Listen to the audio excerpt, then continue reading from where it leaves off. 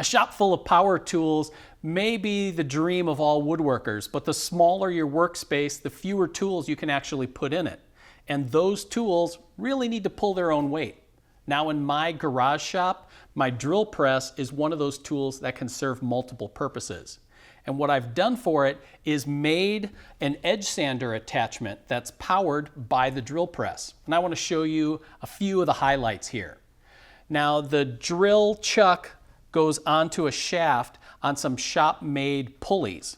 The pulleys spin the shaft and you have a nice sanding belt here with a platen area to smooth and refine all kinds of work pieces.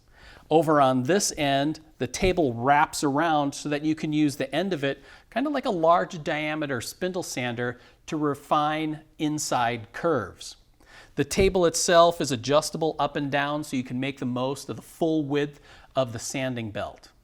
Now, any edge sander needs a few controls on it to be able to dial in the right performance.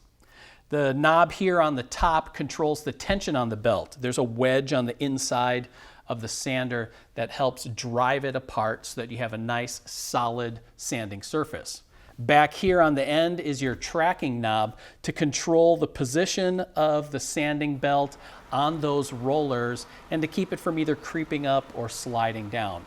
Really easy to use, and just by loosening this, you can pull off and swap out the belts in just a few seconds. It's a great tool. You can just use a couple of clamps to attach it to your drill press table and you're off and running and ready to go. So if you have a small shop and a drill press, an edge sander like this is a great investment and a fun build.